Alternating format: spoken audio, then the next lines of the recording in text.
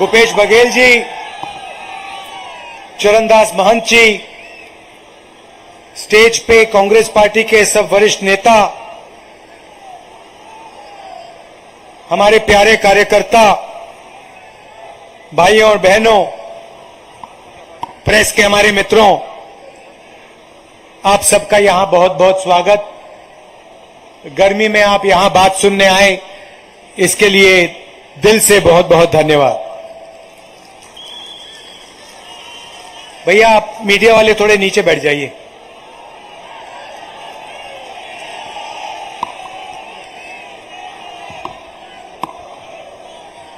धन्यवाद।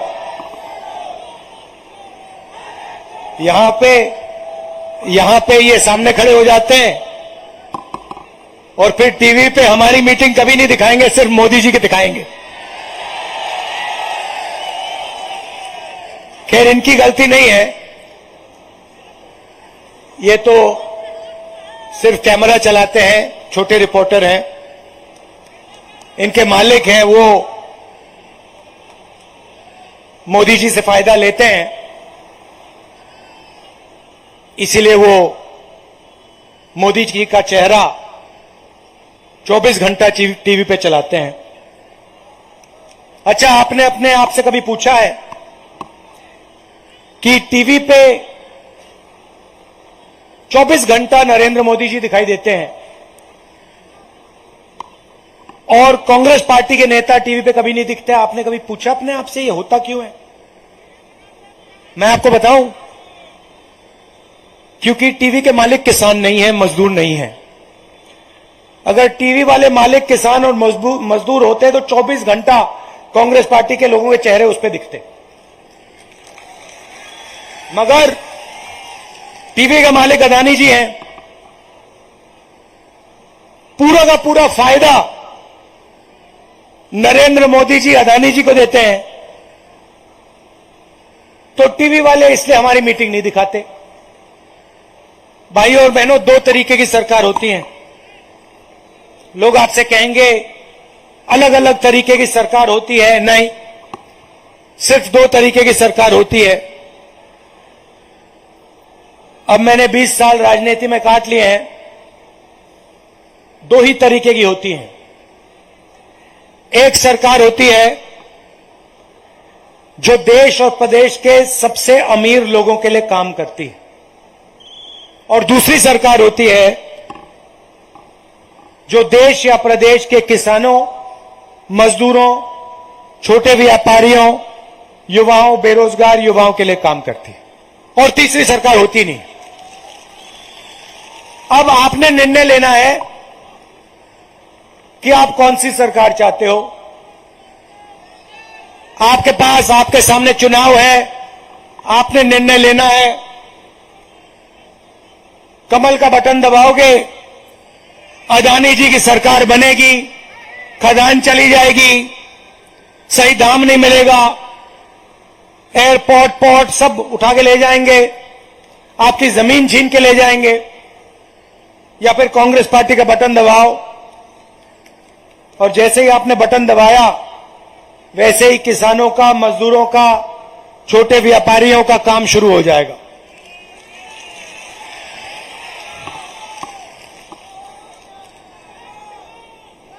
मोदी जी ने आपसे 15 लाख रुपए का वायदा किया था, याद है आपको?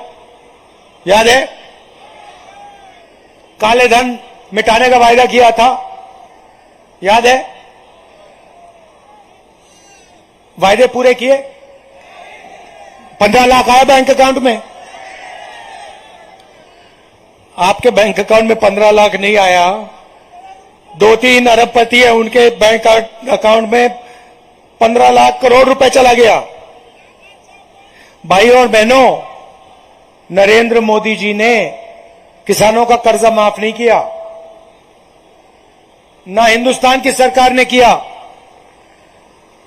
ना छत्तीसगढ़ की सरकार ने किया, मगर नरेंद्र मोदी ने स्वयं 14 लाख करोड़ रुपए 14 लाख करोड़ रुपए हिंदुस्तान के सबसे बड़े 2-3-5 अरबपतियों का माफ किया है।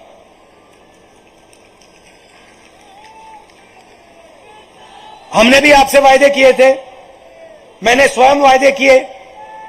पिछले चुनाव में ऐसी मीटिंग में मैंने वायदा किया कि छत्तीसगढ़ के किसानों का कर्जा माफ होगा, मैंने किया था। मैंने यह भी कहा था कि जब हमारे किसान धान देंगे तो उनको 2,500 रुपए प्रति क्विंटल रेट मिलेगा, कहा था। मोदी जी ने आपसे झूठ बोला, मैंने आपसे सच बोला। सफाई आपके सामने है, पूरा छत्तीसगढ़ जानता है। अच्छा एक बात बताओ, हमने वायदा किया था 2,500 का, आज क्या रेट है?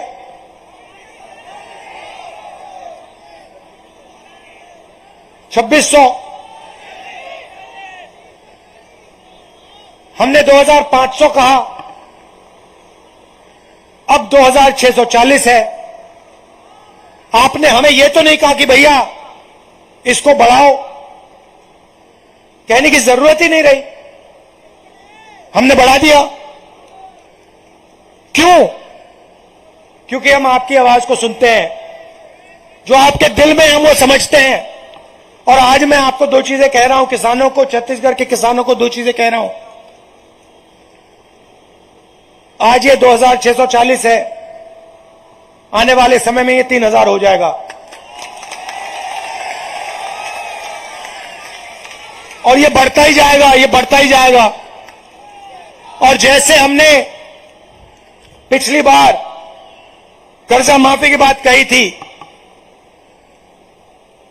चुनाव खत्म होते ही, कांग्रेस पार्टी की सरकार बनते ही पहली कैबिनेट मीटिंग में फिर से कर्जा माफी हो जाएगी। भाई और बहनों, हम चाहते हैं कि प्रदेश का पैसा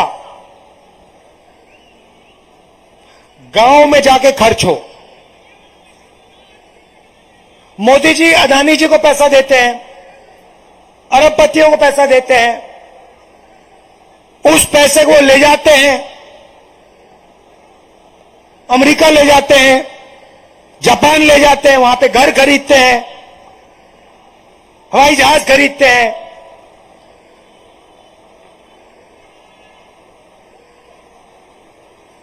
हम किसान को पैसा देते हैं, हम मजदूर को पैसा देते हैं। किसान और मजदूर अपने पैसे को कहां खर्च करते हैं? क्या अमेरिका में करते हैं या आपके गांव के पास करते हैं? गांव में करते हैं ना। तो जैसे ही हम किसान के जेब में पैसा डालते हैं, मजदूर के जेब में पैसा डालते हैं, वैसे ही वो जाके गांव में, शहरों में पैसा खर्च करते हैं। और जैसे ही वो पैसा खर्च करते हैं, छत्तीसगढ़ की अर्थव्यवस्था चालू हो जाती है, शुरू हो जाती है। भाई और बहनों, किसान, मजदूर और छोटा व्यापारी, छोटा बिजनेसमैन इस देश को चलाता है। आप लोग इस देश की रीढ़ की हड्डी हो, इसीलिए हम आपका कर्जा माफ करते हैं, इसीलिए हम आपकी मदद करते हैं। आज सुबह, और सुनिए, आज सुबह छत्तीसगढ़ के बड़े बड़े नेताओं के साथ, बघेल जी के साथ, टीएस सिंहदेव जी के साथ, महंत जी के साथ, साहू जी के साथ हम खेत में 1-2 घंटा किसानों के साथ काम किए।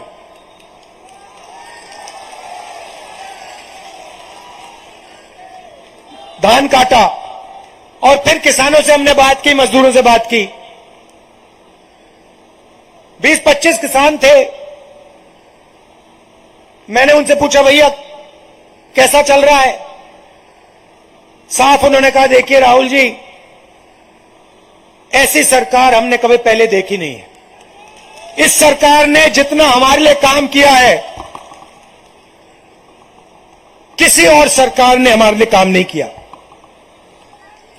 2500 में कर्जा माफी में एक और चीज जोड़ देता हूं,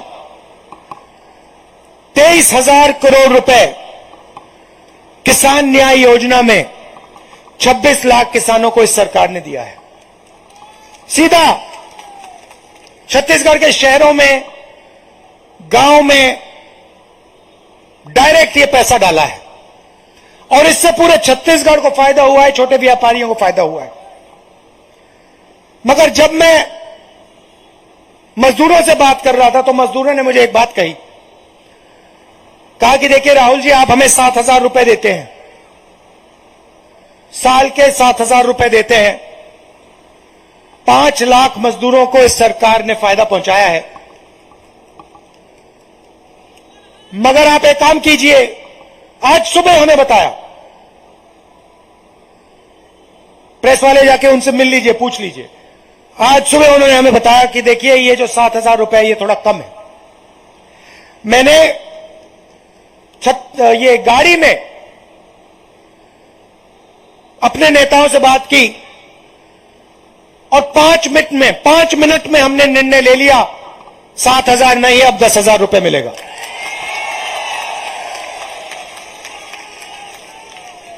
मतलब 10 मिनट नहीं, 5 मिनट में ऑर्डर दे दिया, भैया 7,000 नहीं, 10,000। क्यों? हम छत्तीसगढ़ के गांव में, कस्बों में, शहरों में पैसा डालना चाहते हैं, गरीबों की हम मदद करना चाहते हैं। इसीलिए हम किसानों की मदद करते हैं, मजदूरों की मदद करते हैं, छोटे व्यापारियों की मदद करते हैं। यहां पे बहुत सारे छोटे व्यापारी हैं। आप अपना व्यापार चलाते हो, दुकानें चलाते हो, मैं आपसे पूछना चाहता हूं, जीएसटी से आपको कोई फायदा हुआ? मैं हजारों छोटे व्यापारियों से मिला हूं, सबसे पूछता हूं मैं कि भैया बताइए, नरेंद्र मोदी जी ने जीएसटी की, नोटबंदी की, ये किसके लिए किया? इसका आपको कोई फायदा मिला? सारे के सारे कहते हैं नरेंद्र मोदी जी ने ये काम अदानी जैसे लोगों के लिए किया है, हमारे को इससे कोई फायदा नहीं मिला, हमें सिर्फ नुकसान है, नुकसान है, नुकसान है। इनकी योजनाएं देख लीजिए, जीएसटी, नोटबंदी, किसान बिल, सारी की सारी योजनाएं गरीबों को चोट लगाती हैं। सारी की सारी योजनाएं अदानी जी जैसे लोगों को फायदा पहुंचाते हैं। अदानी जी को देखिए, एयरपोर्ट उनके पास, बंबई का एयरपोर्ट उनका नहीं था, बंबई के एयरपोर्ट के मालिक पर सीबीआई की इंक्वायरी हो गई, ईडी की इंक्वायरी हो गई। 2 मिनट में उसने कहा भैया ये लो एयरपोर्ट, अदानी जी को हो गया एयरपोर्ट। सारे एयरपोर्ट्स उनके हाथ, सारे पोर्ट्स उनके हाथ, किसान बिल उनके लिए। विदेश में सबसे जरूरी फाइनेंशियल अखबार है, दुनिया का सबसे मशहूर फाइनेंशियल अखबार है, वो कहता है कि नरेंद्र मोदी जी ने अदानी जी की मदद की है। और उन्होंने सवाल पूछा कि अदानी जी के पास 20,000 करोड़ रुपया जो विदेश में है वो कहां से आया? कोई जवाब नहीं भाई और बहनों। मैं आपको बताता हूं, मदद किसने की? मदद अदानी जी की, नरेंद्र मोदी जी ने की। पैसा कहां से आया? आपकी जेब से आया। लाखों करोड़ रुपए जीएसटी आप देते हो, किसान देता है, छोटे व्यापारी देते हैं। आपका कर्जा माफ नहीं होता।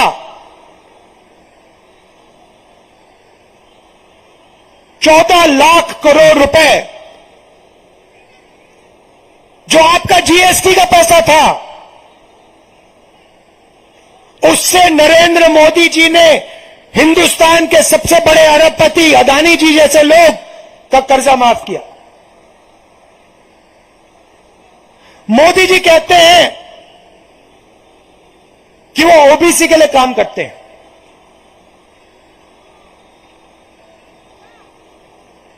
मैं सवाल पूछना चाहता हूं, अगर मोदी जी ओबीसी के लिए काम करते हैं, और ये सवाल मैं सिर्फ छत्तीसगढ़ नहीं, मैं पूरे देश के ओबीसी युवाओं से पूछ रहा हूं, देश के हर ओबीसी युवा से पूछ रहा हूं, क्योंकि ये चोरी आपके जेब से होती है। मैं आपसे पूछ रहा हूं, अगर मोदी जी सचमुच में ओबीसी की मदद करते हैं, तो फिर वो जाति जनगणना से क्यों डरते हैं?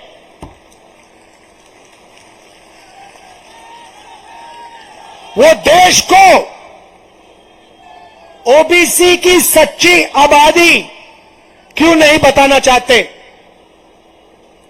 भाई और बहनों, हिंदुस्तान को 90 अफसर चलाते हैं। Secretary to government of India और कैबिनेट सेक्रेटरी 90 लोग हैं। ये लोग हिंदुस्तान के बजट के सारे निर्णय लेते हैं। मनरेगा में कितना पैसा जाएगा, शिक्षा में कितना पैसा जाएगा, आदिवासियों को क्या मिलेगा, ट्रेनिंग में कितना पैसा जाएगा, स्वास्थ्य में कितना पैसा जाएगा, ये सारे का सारा ये 90 लोग निर्णय लेते हैं। इनको हम secretary to government of India कहते हैं, आईएएस के अफसर हैं। ये लोग लाखों करोड़ रुपए के निर्णय लेते हैं। बजट में कोई भी डिसीजन हो, ये 90 लोग लेते हैं।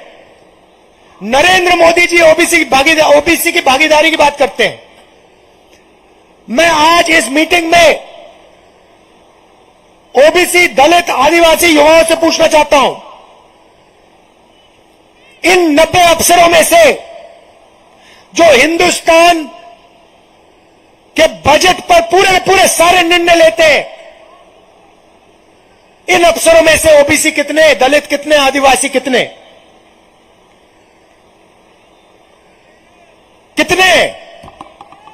किसी को नहीं मालूम, मैं बताता हूं। सबसे पहले दूसरा सवाल, भाई और बहनों, हिंदुस्तान में ओबीसी की कितनी आबादी है? ये देखो सन्नाटा छा गया, कोई नहीं जानता।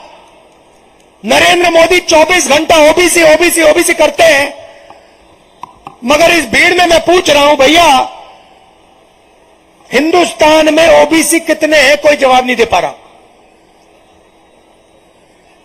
कितने हैं? देखो बिल्कुल सन्नाटा छा गया।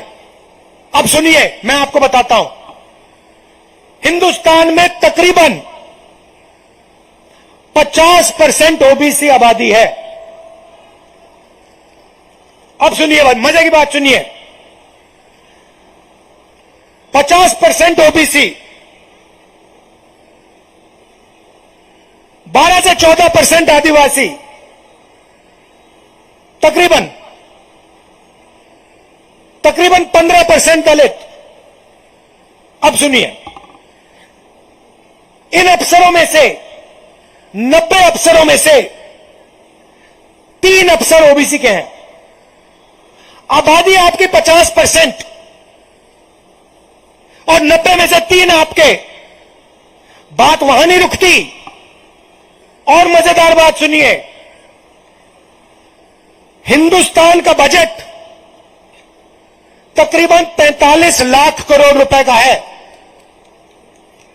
90 लोग इस पैसे को बांटते हैं। 90 में से 3 ओबीसी हैं, और जिन लोगों की 50% आबादी है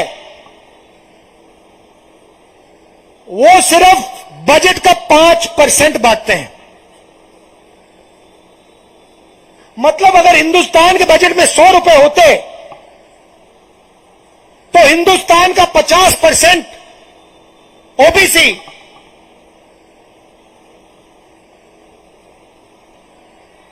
₹5 का निर्णय लेता। और फिर नरेंद्र मोदी कहते हैं कि ओबीसी की सरकार चल रही है। कहां ओबीसी की सरकार चल रही है? चलिए आदिवासियों की बात करते हैं। इनमें से 3 अफसर आदिवासी हैं। बड़ी बड़ी मिनिस्ट्री नहीं कंट्रोल करते, कोने में बैठा रखे हैं छोटे मंत्रालय में। और निर्णय कितना लेते मैं आपको बताता हूं। अगर हिंदुस्तान का बजट 100 रुपए होता तो आदिवासी अफसर 10 पैसे का निर्णय लेते हैं। भाइयों और बहनों, नरेंद्र मोदी जी ओबीसी, दलित, आदिवासी के लिए काम नहीं करते हैं। नरेंद्र मोदी जी अदानी के लिए काम करते हैं, इसीलिए वो जाति जनगणना की बात स्टेज से नहीं कर सकते। जिस दिन नरेंद्र मोदी जी ने जाति जनगणना की बात शुरू कर दी, लिख के ले लो, टेलीविजन पे आपको उनका चेहरा नहीं दिखेगा। बात समझो। जिस दिन नरेंद्र मोदी ने भाषण में कहा कि मैं जाति जनगणना करूंगा, उस दिन टीवी पे नरेंद्र मोदी नहीं दिखेगा। भाई और बहनों, गायब हो जाएंगे।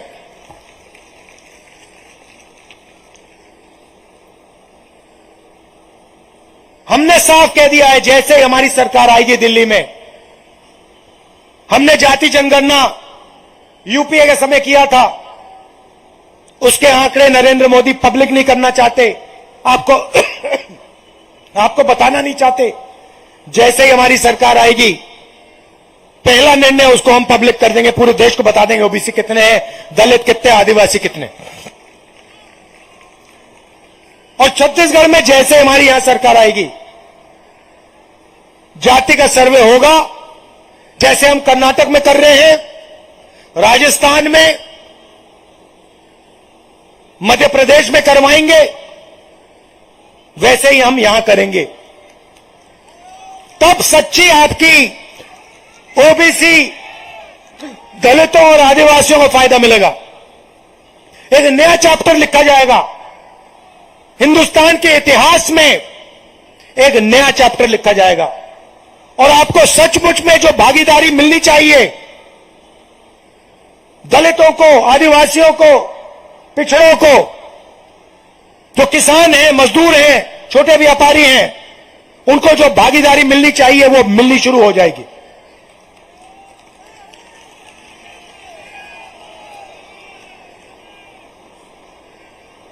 दो और चीजें आपसे कहना चाहता हूं।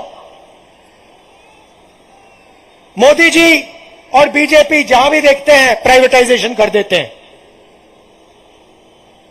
अस्पताल, स्कूल, कॉलेज, सब कुछ प्राइवेट कर देते हैं।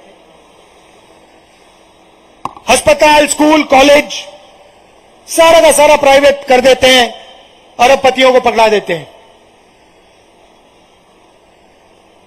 ऐसा देश हमें नहीं चाहिए। सरकार का काम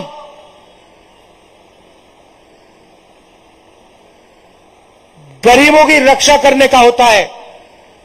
सरकार का काम स्कूल, कॉलेज, यूनिवर्सिटी चलाने का होता है। सरकार का काम स्वास्थ्य का होता है। इसीलिए हमने निर्णय लिया है कि हमारी सरकार आने के बाद छत्तीसगढ़ में केजी टू पीजी होगा। केजी टू पीजी समझे आप? केजी टू पीजी का मतलब समझे? नहीं समझे? मैं बताता हूं। केजी से लेकर पीजी तक मुफ्त शिक्षा मिलेगी। सरकारी स्कूलों में, कॉलेजेस में, यूनिवर्सिटी में केजी से लेकर पीजी तक आपके बच्चे मुफ्त में पढ़ेंगे। किसानों को हमने कर्जा माफ किया, मजदूरों को 10,000 रुपए दे रहे हैं, आदिवासियों को हमने तेंदुपत्ता के लिए 4,000 रुपए दिया। उसमें भी हम एक चीज जोड़ना चाह रहे हैं, हर साल 4,000 रुपए आदिवासियों को एक्स्ट्रा बोनस। भाइयों बहनों, एक बात समझो, जितना पैसा नरेंद्र मोदी अदानी को देगा ना, उतना पैसा मैं छत्तीसगढ़ के किसानों को, मजदूरों को, छोटे व्यापारी को दूंगा।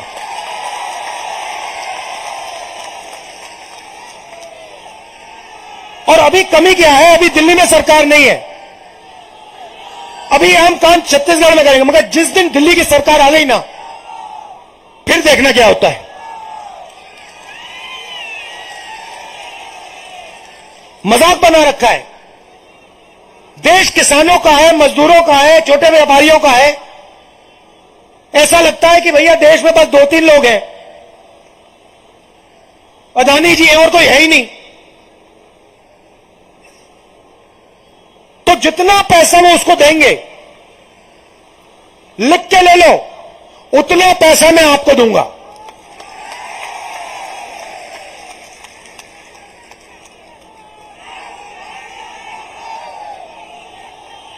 उससे भी पैसा लेके आपको दूंगा।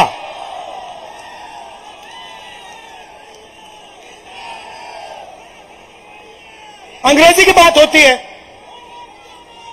एक और मजे की बात बताता हूं। देखिए, मैंने कल नेताओं से बात की, बघेल जी से बात की, और मैंने कहा देखिए, जो किसान, मजदूर और छोटा व्यापारी है, ये छत्तीसगढ़ की रीढ़ की हड्डी है, फाउंडेशन है, नींव है। ये जैसे किसी भी इमारत की नींव होती है, ये हमारे प्रदेश की नींव है। तो मैंने कल चीफ मिनिस्टर से कहा देखिए, आपको बड़ा सोचना चाहिए। अभी हमने पहले कदम लिए हैं, किसानों के जेब में, मजदूरों के जेब में, छोटे व्यापारियों की जेब में हमने पैसा डाला है। अब छोटे व्यापारी कहेंगे भैया आपने हमारा तो कर्जा माफ नहीं किया, और मैं उनसे कहूंगा भैया जब किसान की जेब में पैसा आता है वो खरीदता कहां से है? वो आप ही की दुकान में तो आता है। जब मजदूर की जेब में पैसा जाता है वो खरीदता कहां से? आपकी दुकान में आता है। तो जब हम किसान की जेब में पैसा डालते हैं, मजदूर की जेब में पैसा डालते हैं, ऑटोमेटिकली वो छोटे व्यापारी के जेब में चला जाता है। तो मैंने बघेल जी से कहा देखिए आप बड़ा सोचिए। अभी हमने नींव मजबूत की है। अभी मान जी ने कहा छत्तीसगढ़ धान का कटोरा है, कहा आपने।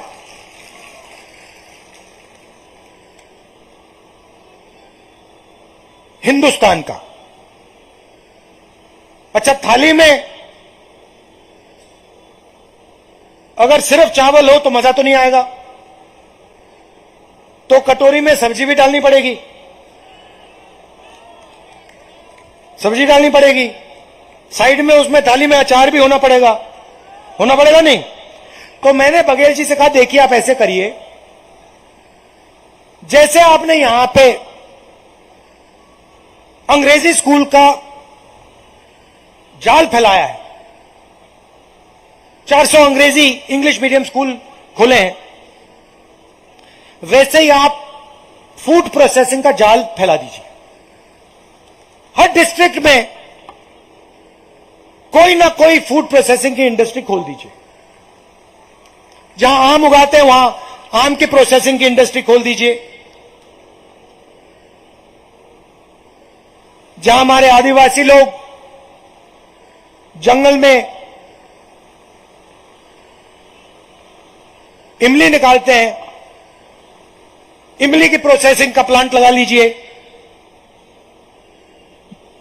ऐसे फूड प्रोसेसिंग यूनिट्स पे एक जाल बैठा दीजिए। और फिर मैंने उनसे कहा जैसे ही हमारी दिल्ली में सरकार आएगी, हम 2-3 इंटरनेशनल एयरपोर्ट छत्तीसगढ़ में डाल देंगे। और फिर आप फिर हिंदुस्तान के धान का कटोरा नहीं रहोगे, आप पूरी दुनिया में अपना धान बेचोगे, सब्जियां बेचोगे, पूरा का पूरा आपका माल यहां से जाएगा, अमेरिका जाएगा, दुबई जाएगा, इंग्लैंड जाएगा, जापान जाएगा।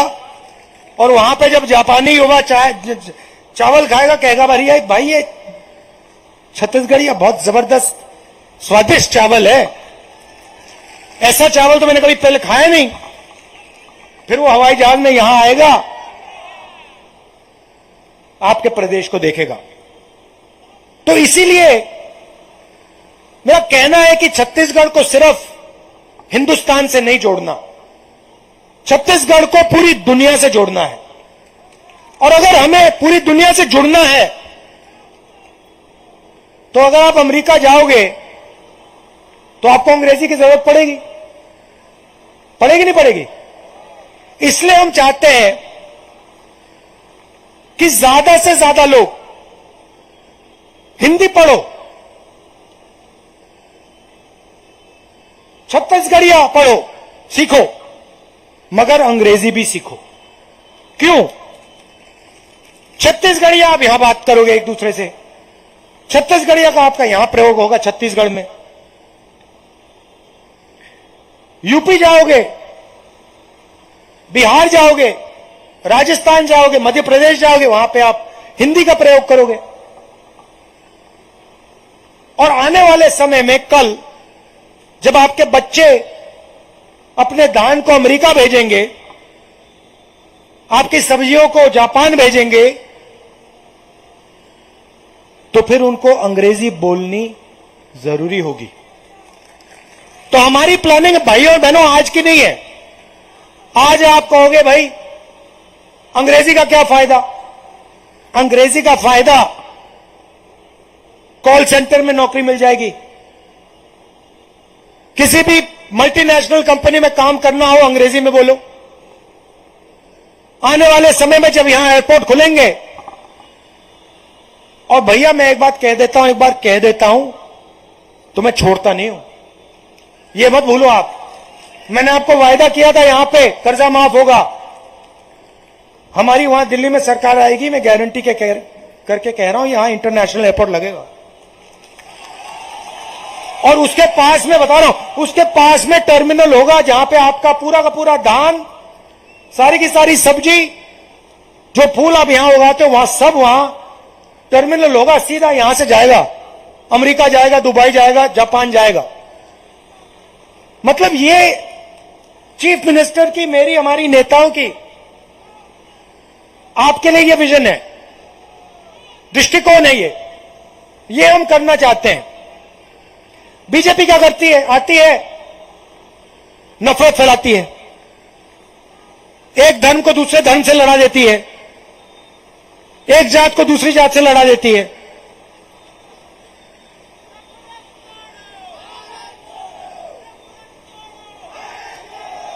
नफरत के बाजार में मोहब्बत की दुकान खोलती है कांग्रेस पार्टी।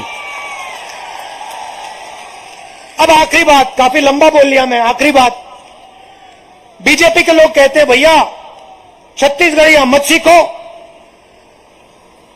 अंग्रेजी मत सीखो, हिंदी सीखो।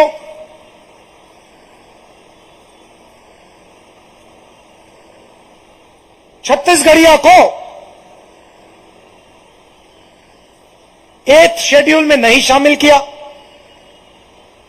पूरा छत्तीसगढ़ जानता है। आपकी भाषा का अपमान किया, कहते हैं छत्तीसगढ़िया मत सीखो, अंग्रेजी मत सीखो, हिंदी सीखो। एक काम करो, अगला बीजेपी का नेता आएगा, आरएसएस का नेता आएगा और आपसे ऐसे भाषण में कहेगा कि भैया हिंदी सीखो, अंग्रेजी मत सीखो, तो उससे आप पूछना, भैया एक बात बताओ, आप हमें कह रहे हो कि हम हिंदी सीखें और अंग्रेजी ना सीखें, आपके जो बच्चे हैं क्या वो हिंदी मीडियम स्कूल में पढ़ते हैं या इंग्लिश मीडियम में पढ़ते हैं? हाँ, उनके सारे के सारे बच्चे इंग्लिश मीडियम में पढ़ते हैं। क्यों? क्योंकि वे चाहते हैं कि किसान के बच्चे, मजदूर के बच्चे, छोटे व्यापारी के बच्चे अंग्रेजी ना बोले, कंप्यूटर का काम ना करें, सॉफ्टवेयर प्रोग्रामिंग ना करें, इंजीनियर ना बने, विदेश से व्यापार ना करें। वो आपको गांव में रखना चाहते हैं, गरीब रखना चाहते हैं। हम आपको पूरी दुनिया में घुमाना चाहते हैं, आपके बच्चों को बड़ा से बड़ा सपना दिखाना चाहते हैं।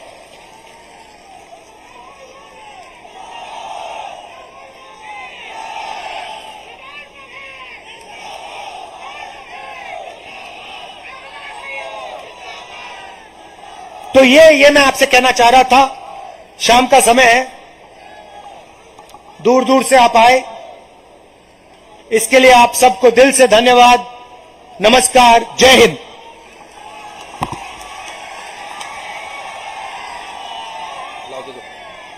इधर